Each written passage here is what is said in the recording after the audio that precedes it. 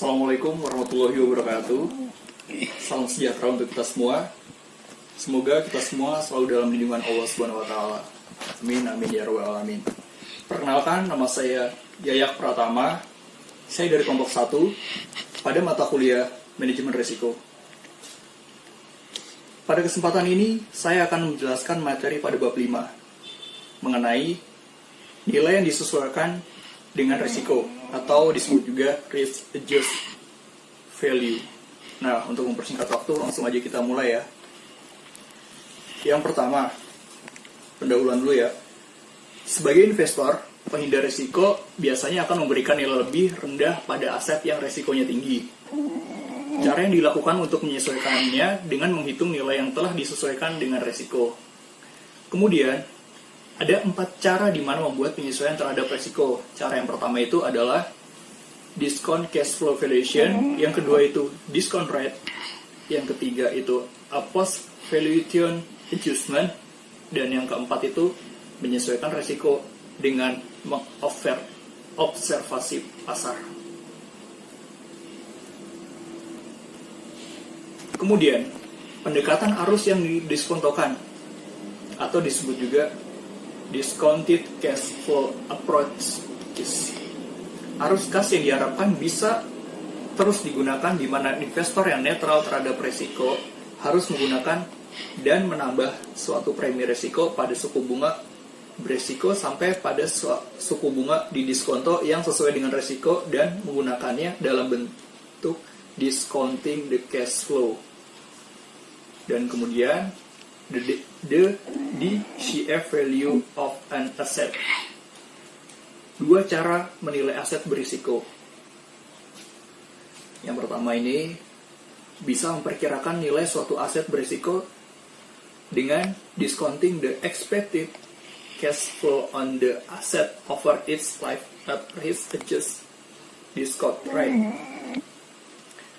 Dan bisa kita lihat di sini untuk rumusnya seperti yang sudah tertera, di mana aset mempunyai an annual life. Kemudian yang keduanya, sebagai alternatif bisa diganti dengan the expected cash flow with the guaranteed cash flow we would have accept as an alternative, and discount this certain cash flow at the risk-free rate. Atau bisa dilihat rumusnya seperti yang di bawah ini. Kemudian kita masuk pada risk-adjusted discount rate. Dari 2 pendekatan untuk penyesuaian terhadap risiko di dalam valuasi arus, kas, hal yang paling umum ialah the risk-adjusted discount rate approach. Dengan menggunakan higher discount rate to the discount cash flow when valuing risk asset, and we use lower discount rate when valuing safer assets. Kemudian risk and return models. Bagaimana kita mengukur resiko suku bunga imbal beli yang diharapkan merupakan suku bunga diskonto yang disesuaikan untuk arus kas aset. Dengan rumus expected return sama dengan risk free rate dikalikan market beta dikalikan equity risk premium. Kemudian ada 2 masukan bahwa semua aset have in common in risk and return models, yaitu yang pertama, the risk free rate, yaitu suku bunga imbal beli yang diharapkan untuk membuat kepastian pada suatu investasi. Perlu dicatat bahwa risk rate free akan bervariasi lintas mata uang karena laju inflasi yang diharapkan akan berbeda untuk setiap mata uang. Dan yang terakhir, the equity risk premium yang bisa diperkirakan in one of 2 ways. Cara pertama, suatu premi risiko berisiko diperoleh dengan melihat pada imbal beli yang Anda akan terima pada saham relatif pada suatu investasi tidak berisiko. Cara kedua ialah menghitung a forward-looking or implied premium dengan jalan melihat harga saham relatif pada arus kas yang Anda harap mendapatkan dari hasil menginvestasikannya. Kemudian kita masuk ke model proxy. Model proxy ini untuk keterangannya bisa kita lihat di situ. Ada return G, MVG, company, dan kita bisa lihat di situ.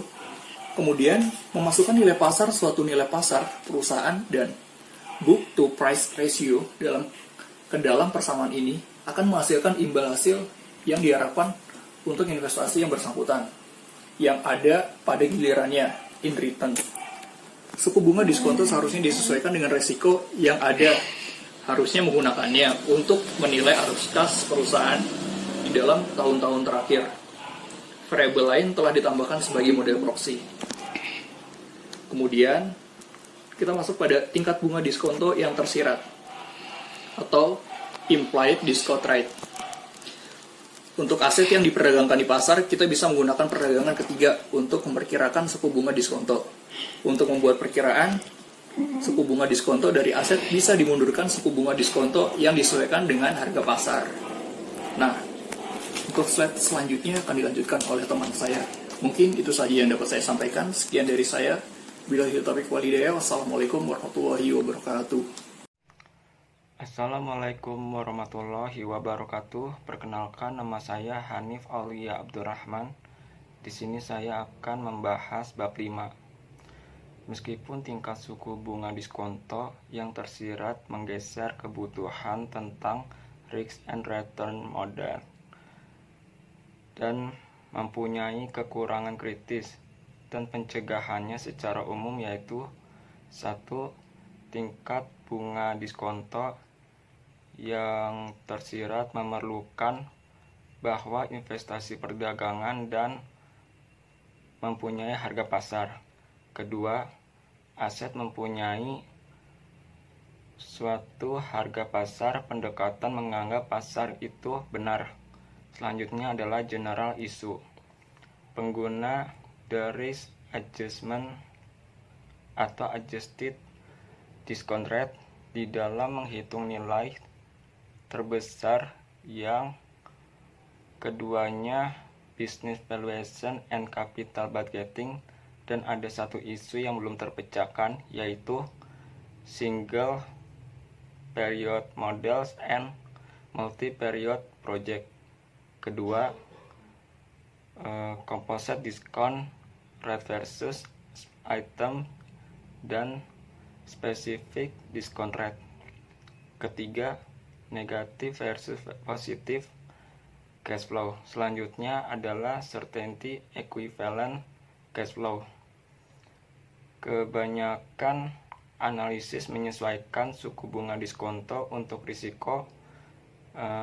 Dalam evaluasi DCF mempunyai proses mengganti arus kas yang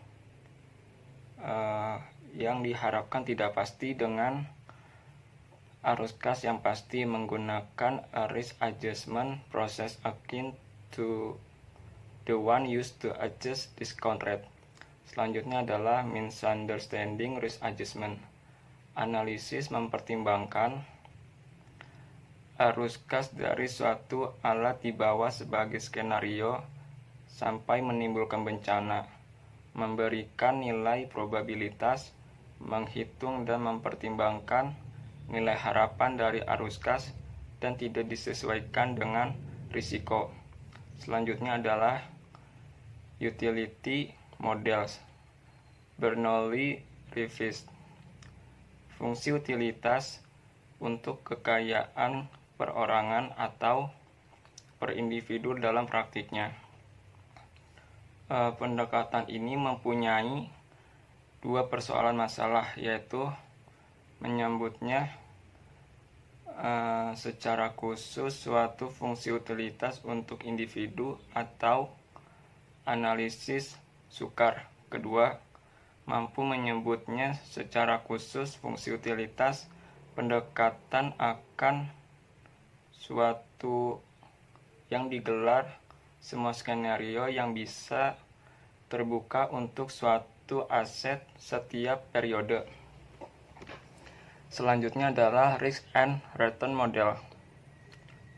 Certainty equivalent sama dengan expected cash flow. dibagi 1 ditambah risk premium in risk dikurang adjusted discount rate. Proses penyesuaian untuk kesetaraan kepastian bila ditulis dengan formal sebagai berikut, di mana risk adjusted return sama dengan R dan risk free rate sama dengan RF. Selanjutnya adalah cash flow haircut, suatu pendekatan yang luas umum untuk menyesuaikan arus kas terhadap kepastian ialah to haircut kas yang tidak pasti secara subjektif. Selanjutnya adalah menurut Warren Buffett mengekspresikan penghinaan untuk CAPM dan risk and return modern lainnya, mengklaim menggunakan the risk free rate as the discount rate. Selanjutnya adalah risk adjusted discount rate or certainly equivalent cash flow, menyesuaikan suku bunga untuk diskonto atau mengganti arus kas yang diharapkan tidak pasti dengan kesetaraan kepastian, merupakan pendekatan alternatif menyesuaikan dengan resiko. Selanjutnya adalah apakah ada skenario di mana dua pendekatan akan menghasilkan nilai berbeda untuk aset beresiko yang sama. Ini penjelasannya. Pertama, suku bunga bebas resiko dan premi resiko berubah dari periode ke periode. Kedua, dan dengan risiko datang risk and return modern. Kedua, pendekatan bisa menghasilkan perkiraan yang berbeda untuk suatu aset resiko. Selanjutnya adalah hybrid models. Hybrid models itu suku bunga diskonto yang disesuaikan risiko dan kesetaraan kepastian yang lebih baik. Walaupun bisa menyatukan risiko ke dalam discount rate, akan mudah untuk menyesuaikan arus kas untuk risiko ini, khususnya untuk melawan risiko. Selanjutnya, suatu pendekatan alternatif menyelesaikan atau menyesuaikan arus dipergunakan kalau suatu risiko dipicu oleh suatu spesifik kontingensi. Dan yang terakhir adalah DCF risk adjustment plus and minus. Penyusunan terhadap risiko dilakukan melalui risk and return. Dalam kenyataannya, risk and return model mengasumsikan tentang pasar dan investor berlaku adalah that are with a actual behavior. Kurang lebihnya mohon maaf. Wassalamualaikum warahmatullahi wabarakatuh. Assalamualaikum warahmatullahi wabarakatuh. Perkenalkan, nama saya Larisati Nuraini dari kelas 4A29. Saya akan melanjutkan materi sebelumnya. Post valuation risk adjustment yaitu menilai suatu investasi beresiko atau aset seolah tidak mempunyai resiko, kemudian disesuaikan pada nilai resiko setelah evaluasi. Praktek yang umum biasanya digunakan untuk menangkap risiko yang dipersepsikan di dalam suku bunga diskonto yang disesuaikan pada risiko sebagai diskonto atau premi. Rasional for post valuation adjustment yaitu the CAM dan multifactor tidak secara eksplisit menyesuaikan hasil imbal untuk tidak menjadi liquid. Downside risk atau risiko yang menguntungkan, di mana asesmen didiskontokan 30% atau 40% untuk satu potensial downside risk. Selanjutnya, diskonto lainnya yaitu mendiskontokan nilai untuk perubahan aturan-aturan yang akan datang yang tidak pasti. Selanjutnya, resiko yang menguntungkan atau upside risk yaitu hal-hal yang menguntungkan secara substansial tidak dimasukkan secara penuh ke dalam valuasi premi. Di sini ada dua contoh premi yaitu premi kontrol dan premi sinergi. The dangerous post-valuation adjustment. Pertama, resiko bisa secara mudah dihitung dua kali. Kedua, besar diskonto dan premi tidak didasarkan barang bukti yang dipertanyakan.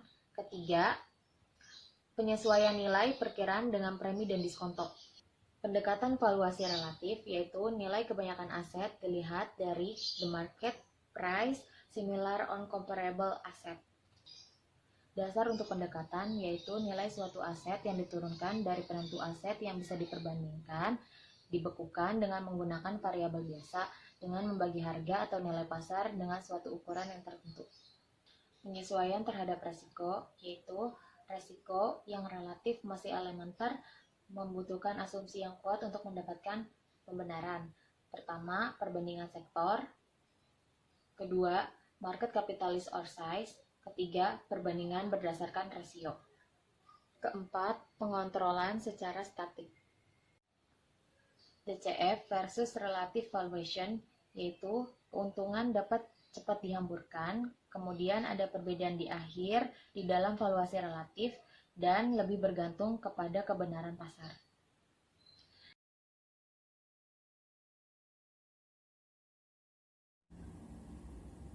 Salam sejahtera untuk kita semua. Assalamualaikum warahmatullahi wabarakatuh. Perkenalkan, nama saya Gabriela Sharon dari kelas 4 EA29, kelompok 1. Pada kesempatan kali ini, saya akan membahas materi yang terdapat dalam bab 6, yaitu tentang pendekatan probabilistik. Dalam bab ini, akan dibagi menjadi 3 subbab. Yang pertama, analisis skenario. Yang kedua, pohon keputusan. Dan yang ketiga, simulasi. Pertama-tama saya akan menjelaskan apa itu pendekatan probabilistik. Pendekatan probabilistik adalah mempertimbangkan cara yang lebih informatif di dalam mengakses dan merepresentasikan risiko di dalam investasi. Dimulai dengan melihat pada versi sederhana, yaitu analisis nilai suatu aset dalam 3 skenario. A base case, most likely case, dan the worst case, dan memperluas pembahasan. Pada subbab yang pertama, yaitu analisis skenario, di sini kita akan memperkirakan arus kas yang diharapkan dan juga nilai aset dalam berbagai skenario, dengan maksud untuk mendapatkan a better sense of the effect of a risk on value.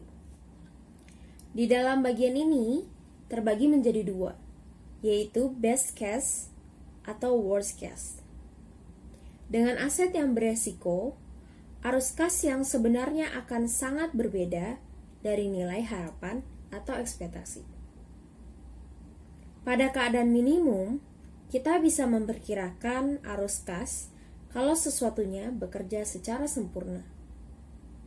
Di dalam praktiknya, kita bisa membuat struktur analisis ini menjadi 2 cara, yaitu yang pertama, setiap input dalam nilai aset is set to its best or worst possible outcome, dan arus kas diperkirakan dengan nilai itu. Yang kedua, pengganti untuk menanggap bahwa kedua pertumbuhan revenue dan margin akan dimaksimumkan.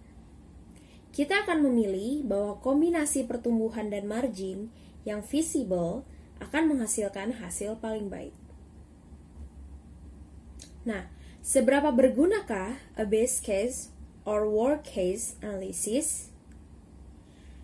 Yang pertama, bisa menggunakan perbedaan antara the base case and worst case value sebagai ukuran risiko pada aset.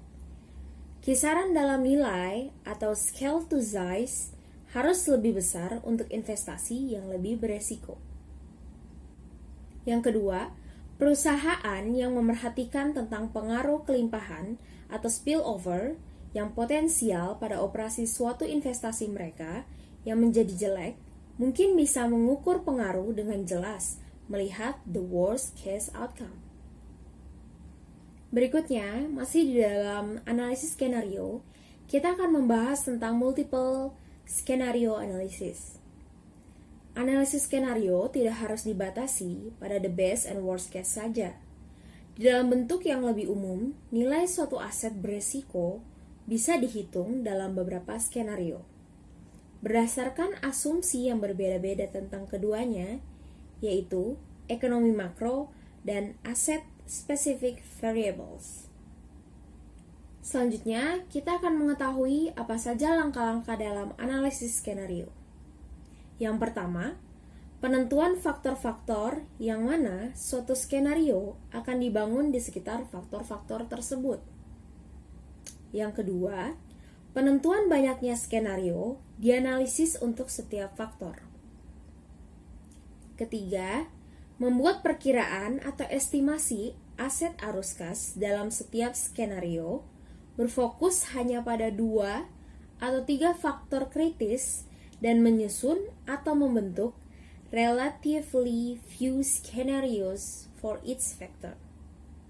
Yang keempat, sebagai komponen terakhir, menentukan nilai probabilitas untuk terjadinya setiap skenario.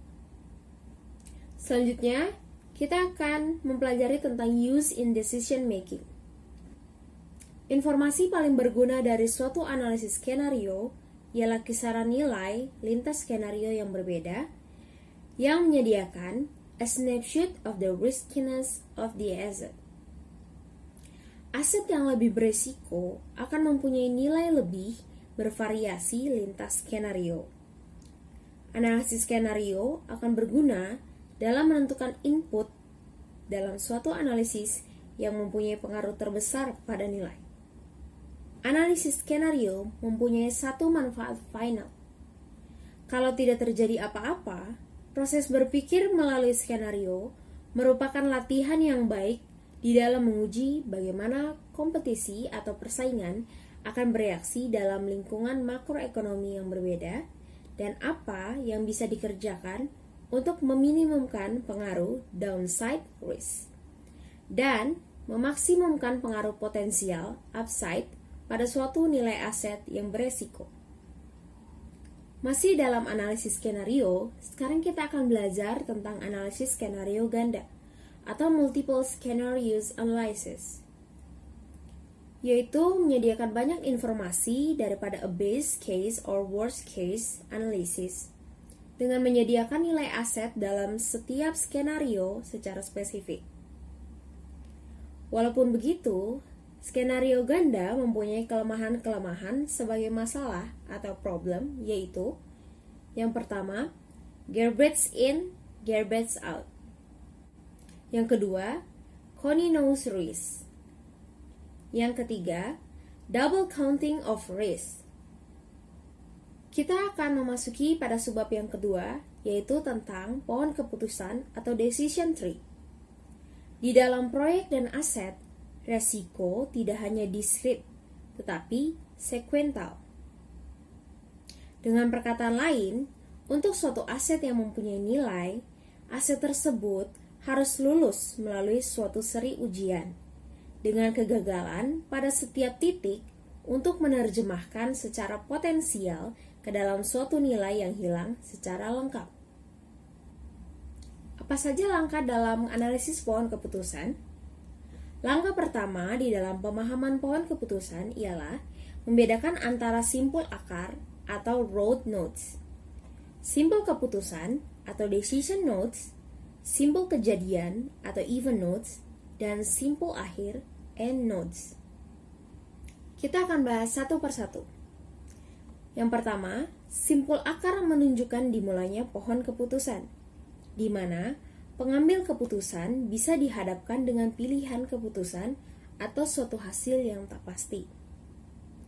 Yang kedua, simpul kejadian mewakili kemungkinan hasil pada satu judi yang beresiko atau a risk gamble. Yang ketiga, simpul keputusan menunjukkan pilihan yang bisa dibuat oleh pengambil keputusan.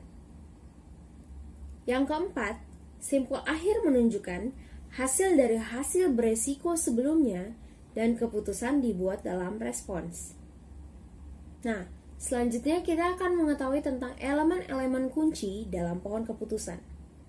Yang pertama, hanya simpul kejadian yang menunjukkan hasil tak pasti dan mempunyai probabilitas terjadinya kejadian tersebut.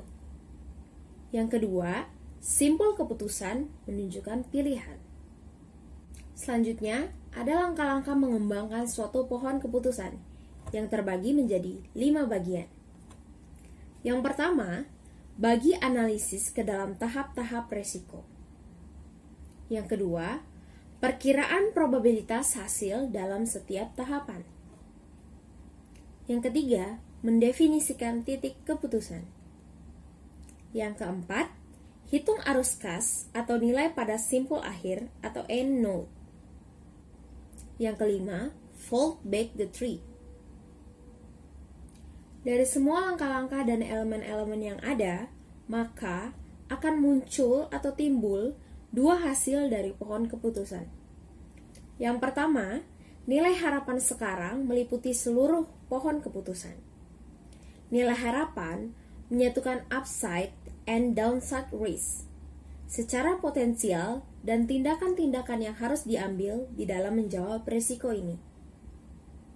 Yang kedua, kisaran nilai pada simpul akhir yang baru meringkas atau weigh risiko dalam investasi yang potensial. Masih dalam subbab pohon keputusan, kita akan mengetahui tentang penggunaan dalam pengambilan keputusan yang terbagi menjadi 3 bagian. Yang pertama, dynamic response to risk, dengan jalan menggabungkan tindakan dan pilihan hasil dari kejadian tak pasti. Yang kedua, nilai informasi pohon keputusan menyediakan suatu perspektif yang berguna pada nilai informasi dalam pembuatan keputusan. Dan yang ketiga, manajemen risiko pohon keputusan berguna di dalam memutuskan risiko yang harus dilindungi dan manfaatnya untuk melakukannya. Untuk penjelasan selanjutnya akan dijelaskan oleh rekan saya. Assalamualaikum warahmatullahi wabarakatuh. Perkenalkan, saya Azia Sayaningrum. Saya akan mempresentasikan tentang issues. Pohon keputusan sangat tepat mengatasi jenis resiko yang berurutan, seperti proses untuk FDA, di mana persetujuan terjadi dalam tahapan merupakan contoh yang bagus karena resiko yang mempengaruhi aset secara bersamaan.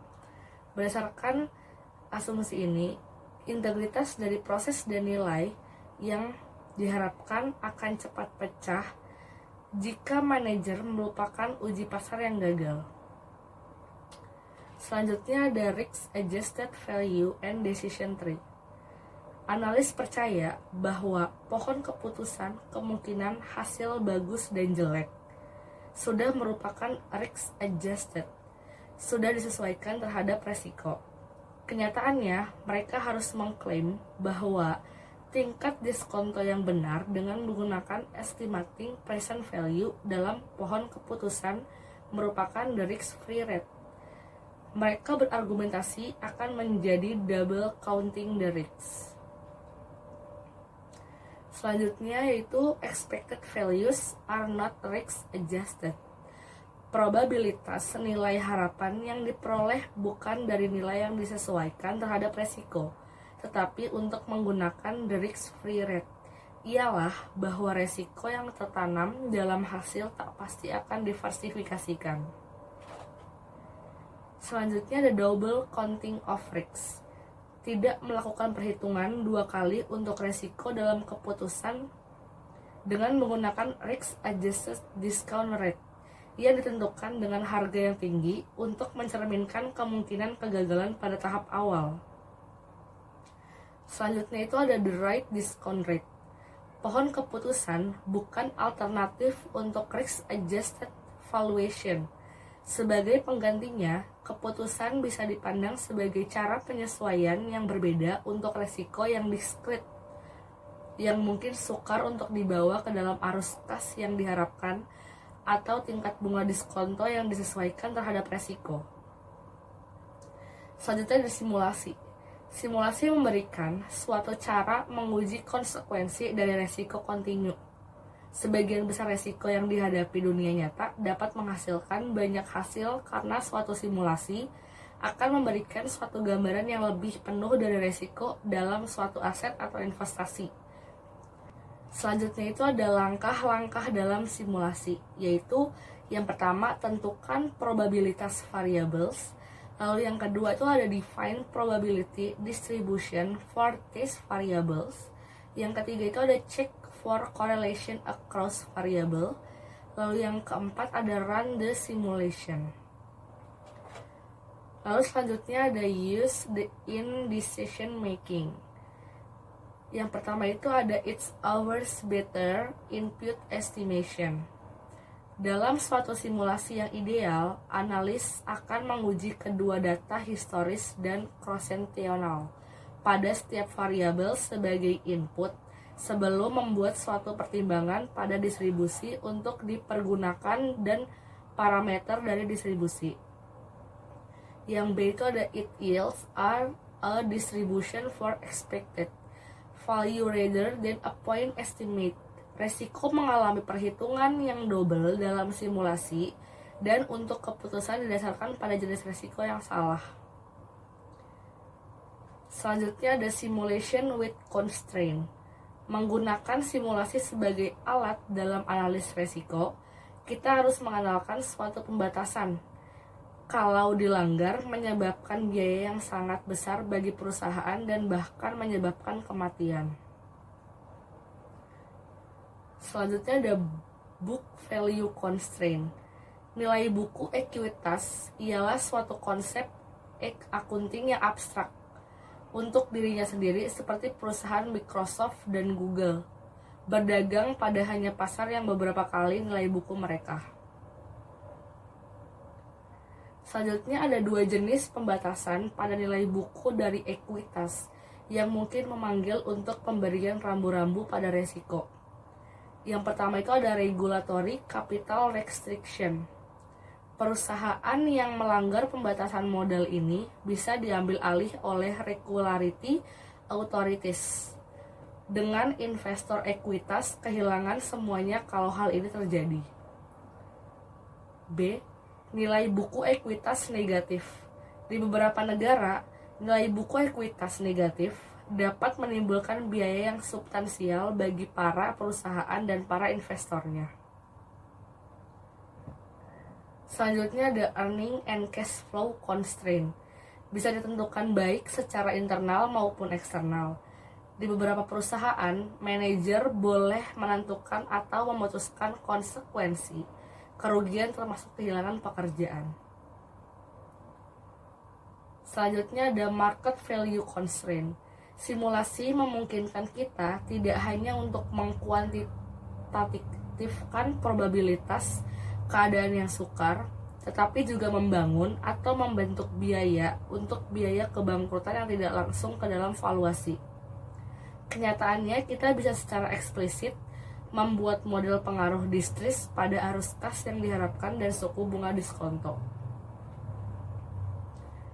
Selanjutnya ada beberapa kunci isu di mana kita harus berurusan dengan hal-hal yang berkaitan dengan simulasi dalam mengakses resiko. Yang pertama itu masuk sampah, keluar sampah atau garbage in, garbage out. Lalu ada real data may not fit distribution. Selanjutnya ada non-stationary distribution. Lalu ada changing correlation across input.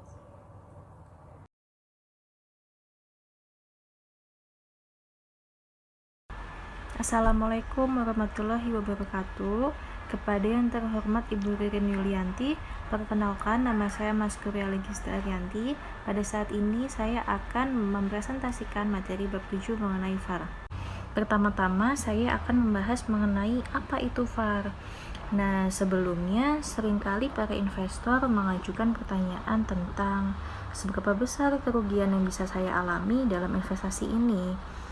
VAR itu sendiri mencoba memberikan jawaban yang masuk akal dari pertanyaan yang berhubungan dengan risiko kerugian investasi dalam aset yang berisiko tersebut. Kemudian, VAR mengukur kerugian potensial dalam suatu aset berisiko atau portofolio selama suatu periode tertentu. Contohnya, VAR seringkali dipergunakan oleh bank untuk menangkap kerugian potensial di dalam nilai dan dibandingkan dengan modal mereka yang tersedia. Untuk melihat VAR lebih dekat, terdapat aspek kunci yang mencerminkan pembahasan simulasi di bab sebelumnya, yaitu yang pertama, menghitung perkiraan probabilitas kerugian dengan interval keyakinan. Yang kedua, fokus dalam VAR secara jelas pada risiko yang merugikan dan kerugian yang potensial.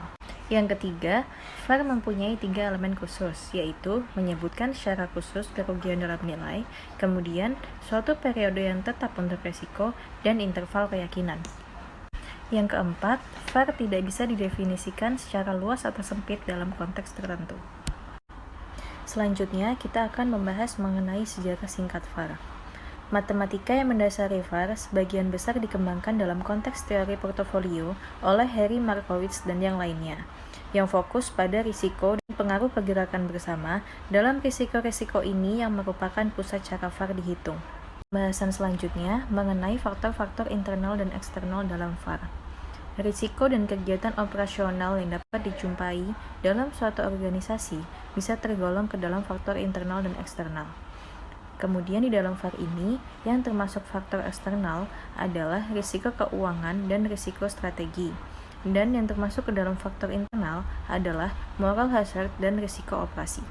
Saya Nada Hilmiah dari kelas 4 TK29. Saya akan melanjutkan materi yang sebelumnya, yaitu VAR dapat dihitung dengan menggunakan 3 metode. Yang pertama, Analytic Variance Covariance Approach. Yang kedua, Monte Carlo Simulation Approach. Yang ketiga, Historical Simulation Approach. Penjelasan dari ketiga metode perhitungan VAR. Yang pertama, Analytic Variance Covariance Approach. Metode ini menggunakan asumsi bahwa semua return aset dalam portofolio terdistribusi secara normal. Dan dalam metode ini, perhitungan VAR memerlukan data standar deviasi serta covariance dari aset-aset penyusun portofolio. Yang kedua, Monte Carlo Simulation Approach. Metode ini hampir sama dengan Variance Covariance Approach, namun dalam metode ini parameter-parameter suatu distribusi tidak dihitung, melainkan diasumsikan. Metode ini dapat dipakai jika data yang tersedia tidak cukup panjang, baik untuk metode variance covariance atau historical simulation approach. Yang ketiga, historical simulation approach, metode dasar dari pendekatan non-parametrik atau tidak mengasumsikan distribusi normal. Metode ini melakukan observasi terhadap return dari current portfolio selama beberapa waktu ke belakang. Selanjutnya adalah kelebihan VAR. Metode ini fokus pada downside risk, tidak tergantung pada asumsi distribusi dari return, dan pengukuran dapat diaplikasikan ke semua produk finansial yang diperdagangkan. VAR memiliki 3 metode perhitungan. Yang pertama, Historical Simulation Method. Yang kedua, Variance Covariance Method. Yang ketiga, Monte Carlo Simulation Method. Ketiga metode perhitungan VAR memiliki keunggulan dan kelemahannya masing-masing. Yang pertama, Variance Covariance Method atau disebut juga Delta Normal Method memiliki keunggulan dari sisi kemudahan komputasi dan implementasi. Yang kedua, Historical Simulation Method merupakan metode yang paling simpel dan paling transparan dalam perhitungannya. Namun, kelemahan metode ini tidak menggunakan distribusi normal pada return asetnya. Yang ketiga, Monte Carlo Simulation Method memiliki keunggulan dalam akurasi, namun memiliki kelemahan dalam hal komputasi yang lebih rumit.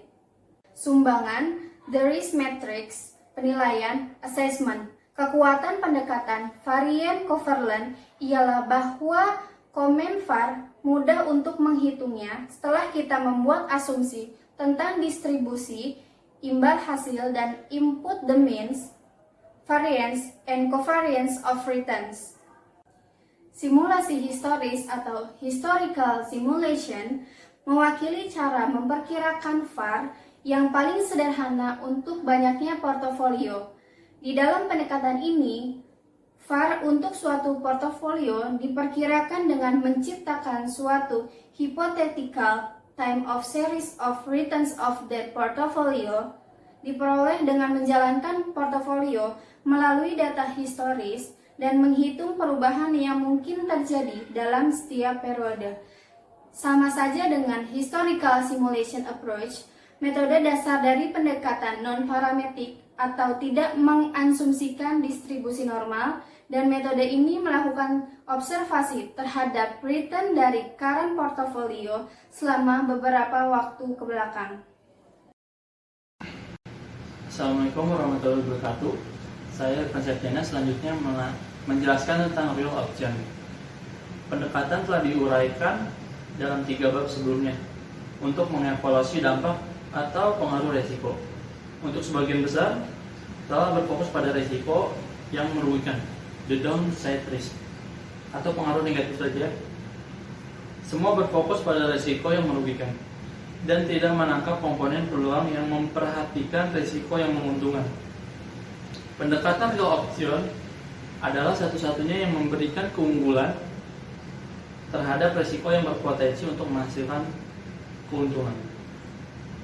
Inti saat real option, nilai real option stem from the fact bahwa kalau kita menginvestasikan aset berisiko, kita bisa belajar dari penglihatan tentang apa yang terjadi di dunia nyata dan menyesuaikan perilaku untuk meningkatkan over potential upside dari investasi dan mengurangi atau menurunkan the possible downside.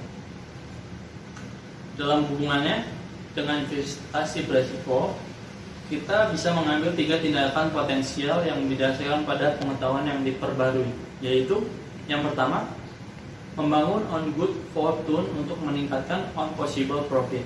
Sebagai contoh yaitu suatu uji pasar yang menyarankan agar konsumen dapat lebih menerima produk baru dan mengharapkan dapat dipergunakan untuk sebagai dasar memperluas skala proyek dan mempercepat pengirimannya ke pasar. Yang kedua yaitu menurunkan scale down atau bahkan meninggalkan investasi bila informasi yang kita terima memuat kabar buruk, merupakan the option to abandon dan memungkinkan kita untuk memotong kerugian.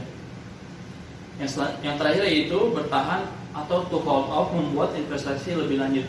Dalam arti yaitu kita membeli waktu untuk investasi dengan harapan pengembangan produk atau pasar akan lebih atraktif di masa yang akan datang. Real option risk adjusted value and probabilistic assessment. Di dalam proses the risk adjusted value for risky assets dihadapkan dengan tugas untuk mengubah seluruh kemungkinan hasil di waktu yang akan datang menjadi satu nilai harapan. Pendekatan yang paling dekat dengan the real option in terms of incorporating adaptive behavior ialah pendekatan pohon keputusan optimal pada setiap tahap. Are conditioned on top at cross yes. Dua pendekatan biasanya akan menghasilkan nilai yang berbeda untuk aset risiko yang sama, berdasarkan 2 alasan berikut. Yang pertama yaitu pohon keputusan dibangun pada probabilitas dan membolehkan untuk hasil berganda pada setiap cabang. Yang kedua yaitu the discount rate used to mengestimasi present value dan pohon keputusan. Selanjutnya yaitu opsi menunda suatu investasi. Investasi biasanya dianalisis didasarkan pada harapan arus kas dan discount rate. Mereka pada saat dianalisis the net present value dihitung pada Dasar itu merupakan suatu ukuran nilainya dan diterima pada waktu itu. Aturan yang timbul sederhana saja, investasi net present value yang negatif merusak nilai dan harus tidak diterima. Arus kas harapan dan diskon rate berubah dari waktu ke waktu.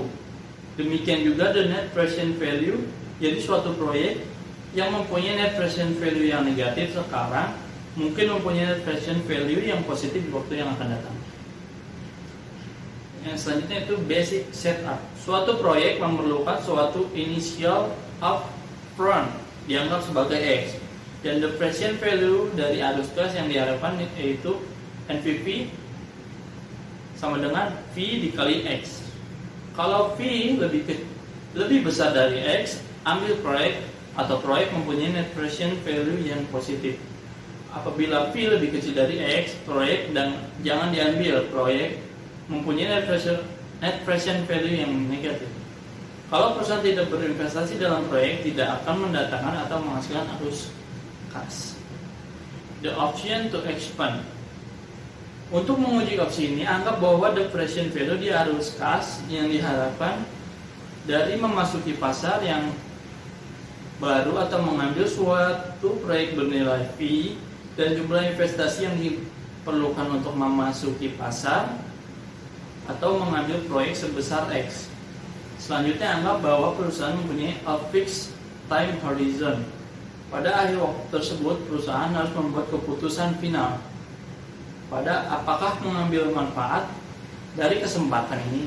Akhirnya, anggap bahwa perusahaan tidak dapat bergerak maju pada kesempatan ini kalau perusahaan tidak bisa mengambil investasi awal skenario ini.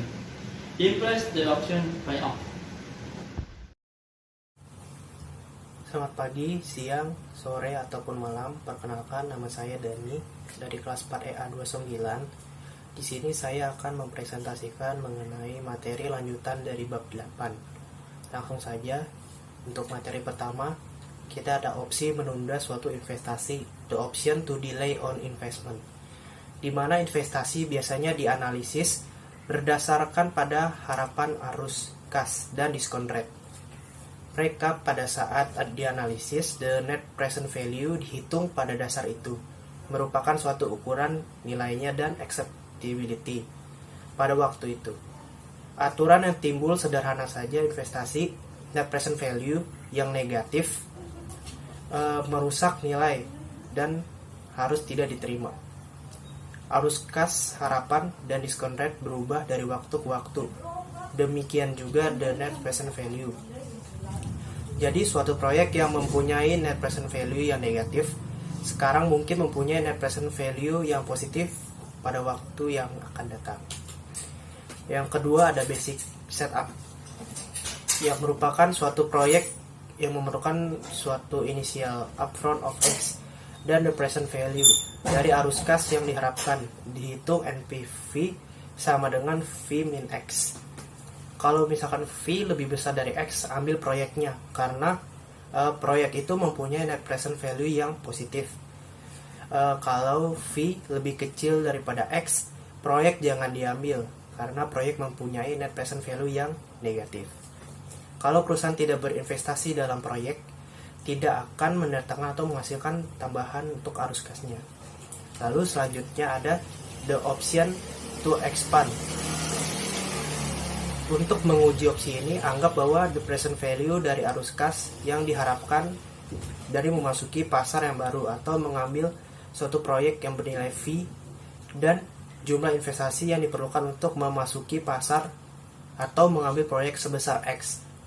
Selanjutnya, anggap bahwa perusahaan mempunyai a fixed time horizon.